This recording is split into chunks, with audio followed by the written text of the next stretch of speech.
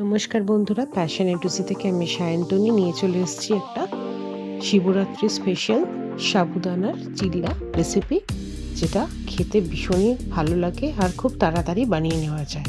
চলুন তাহলে দেখি আমি কিভাবে বানিয়েছি। আমি আগের দিন রাতে সাবুদানাটাকে একটা পাত্রের মধ্যে ওভারনাইট ভিজিয়ে রেখেছিলাম জল দিয়ে।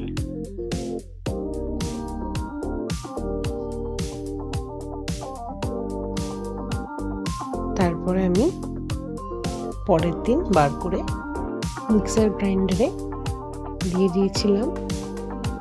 তারপর এর মধ্যে আমি বয়েল পটাটোস আলু দিয়ে দিয়েছিলাম আর কাঁচা লঙ্কা আদা কুচি দিয়ে দিয়েছিলাম। তারপর ভালো করে আমি মিক্স করে নিয়েছিলাম। মিক্স করে আমি একটা পাত্রের মধ্যে ঢেলে নিয়েছিলাম। তারপর এর মধ্যে আমি চপড কোরিয়ান্ডার লিভস দিয়ে দিয়েছিলাম। তারপরে নুন, জিরা পাউডার, চাট মশলা দিয়ে দিয়েছিলাম।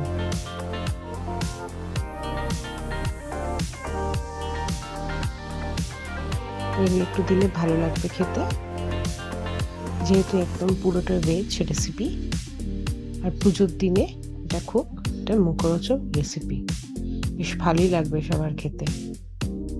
এরপর একটু কালারের জন্য হলুদ দিয়ে দিয়েছিলাম। তারপর ভালো করে আমি মিক্স করে নিয়েছিলাম। তারপরে একটা ফ্রাইং প্যান নিয়ে নিয়েছিলাম, একটু তেল ব্রাশ করে ওর মধ্যে আমি এরকমভাবে স্প্রেড করে দিয়েছিলাম মিক্সচারটাকে। একটু আমি বেশি আঁচে আমি এটাকে করেছিলাম। 3 থেকে 4 মিনিট একটু সময় লেগেছিল, যেহেতু একটু নরম হয়। একটুখানি আস্তে আস্তে কিছুক্ষণ ধরে আমি একটার পর একটা করে নিয়েছিলাম। দেখুন এরকমভাবে আমি এদিক থেকে একটু নাড়াচাড়া করে আমি বানিয়ে নিয়েছিলাম। আবার আমি সেকেন্ডটা দিয়ে দিয়েছিলাম।